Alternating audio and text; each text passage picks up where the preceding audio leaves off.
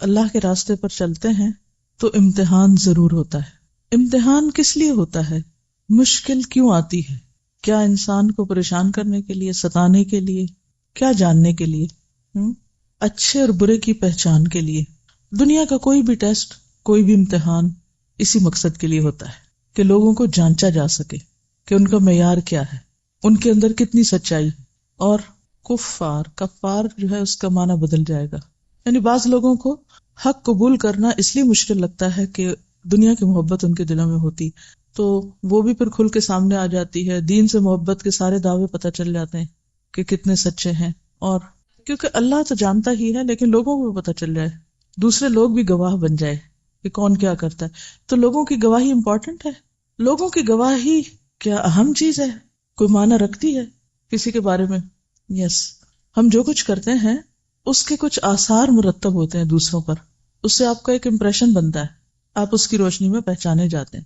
مثلاً آپ بیٹھے ہوئے ہیں، کوئی آپ کو بتاتا ہے کہ فلاں آیا ہے، آپ کہتے ہیں الحمدللہ فلاں آیا ہے، دیکھ کر آپ خوش ہو جاتے ہیں۔ اچھا، اسی مجلس میں بیٹھے ہوئے ہیں، کوئی آ کے آپ کو کہتا ہے فلاں آیا ہے، کوئی اور آیا، کہتے یا اللہ وہ پھر آ گیا۔ فرق کس چیز کا ہے؟ ایک کے آنے پہ آپ خوش ہو رہے ہیں، دوسرے کے آنے پر آپ پریشان ہو رہے ہیں، کس چیز کا فرق ہے؟ آپ تو وہی ہیں، ایک ہی ہیں آپ، فرق آنے والوں میں ہے۔ ایک شخص کا نام سنتے ہی آپ کا دل کھل اٹھتا ہے، اور ایک کا نام سن کر آپ پریشان ہو جاتے ہیں۔ جب دوسروں کے بارے میں آپ یہ سوچ رکھتے ہیں تو اسی طرح آپ کے بارے میں بھی دوسرے کچھ نہ کچھ سوچ اور احساس رکھتے ہیں۔ اس کو جانیے وہ کیا ہے، آپ کس نام سے مشہور ہیں، آپ کی پہچان کیا ہے، آپ کے آثار کیا ہیں۔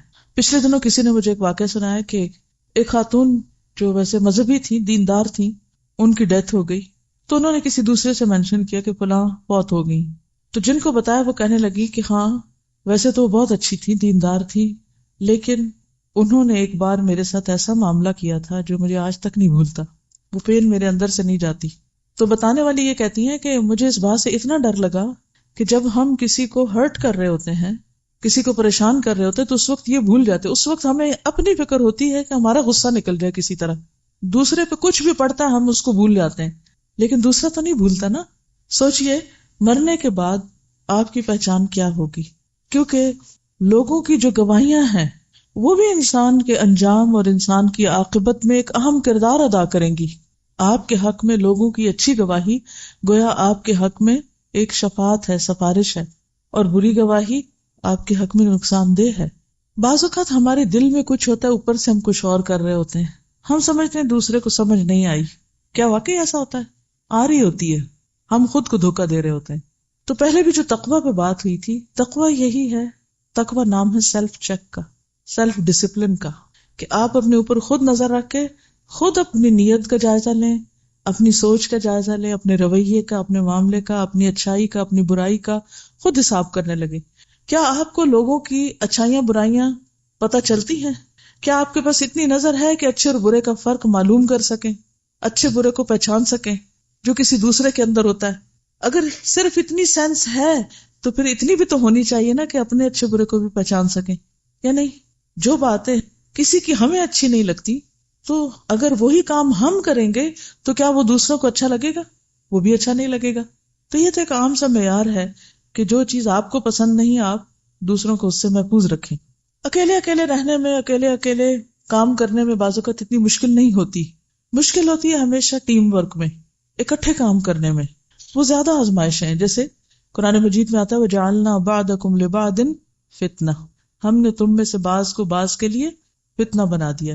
ایک اور جگہ پر آتا ہے بَعْضُكُمْ لِبَعْضٍ عَدُوٌّ، تم میں سے بعض کے لیے دشمن ہے۔ اور یہ بعض جو ہیں یہ کہیں باہر کے لوگ نہیں، کیونکہ جب دشمن کا لفظ آتا ہے نا تو ہم وہ بڑی دور دور کے لوگوں کو اپنا دشمن سمجھتے ہیں۔ قرآن پاک میں تو اپنی اولاد کو بھی دشمن بتایا گیا، لیکن کبھی کسی نے سمجھا سوائے اس صورت کے کہ جب وہ ہمیں ستائیں پھر ہم کہتے ہیں یہ ہمارے ساتھ اچھا نہیں کر رہے، ادروائز ہم ان کو دشمن نہیں سمجھتے۔ ازواج اور اولاد دونوں کو قرآن نے دشمن بتایا ہے، لیکن ساتھ ہی اس کے ہمیں احسان کا رویہ بھی اختیار کرنے کو کہا گیا، کیونکہ اللہ سبحانہ وتعالیٰ نے ان اللہ کتب الاحسان فی کل شیء، ہر چیز میں احسان لکھا ہے۔ احسان صرف نماز میں نہیں، احسان صرف صدقے میں نہیں، احسان ہر چیز میں۔ اور ہر چیز میں احسان کیا ہے؟ حتیٰ کہ جب تم جانور ذبح کرنے لگو تو اس پر بھی احسان کرو، چھری اس کے سامنے نہ رکھو، چھپا کے رکھو۔ ہاتھ ہلکا رکھو، اس کو تکلیف نہ ہونے دو، پیسفلی اسے ذبح کرو. تو ہر چیز میں احسان، اور اس لیول کو مینٹین کرنا ایک مشکل کام ہے. یہی امتحان ہے، یہی آزمائش ہے. اور ہم اس کا حل کیا سوچتے ہیں؟ لوگوں سے کٹ جانا، بول چال بند. لیکن پھر جب بول چال بند بھی کر دیں تو اپنے آپ سے تو نہیں ہم بھاگ سکتے، کہیں اندر کی گڑھن جلن شروع ہو جاتی. بہرحال آج میں آپ کے ساتھ ایک جاوید چودھری کا یہ آرٹیکل پڑھوں گی جو مجھے بہت پسند ہے. اس کا نام ہے اللہ کا ہاتھ. تو اس میں ایک سیکھنے کی بہت زبردست بات ہے. آرٹیکل اچھا ہے، غور و فکر کی دعوت دیتا ہے. بات میں کر رہی تھی کہ کچھ لوگوں کو مل کر خوشی ہوتی ہے اور کچھ لوگوں کو مل کر پریشانی ہوتی ہے. یہ لکھتے ہیں آج تک صرف 2 بندے ملے ہیں جن سے مل کر حقیقتاً خوشی ہوئی.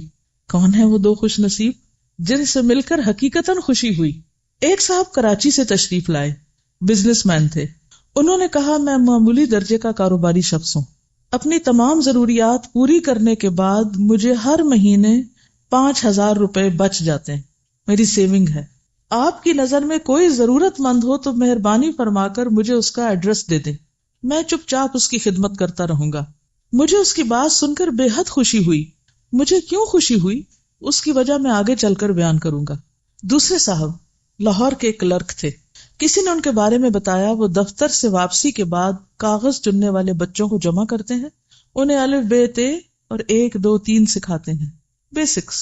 میں ان کی تلاش میں نکل کھڑا ہوا. کون ہے وہ دھرمپورہ میں ریلوے لائن کے ساتھ رہتے تھے.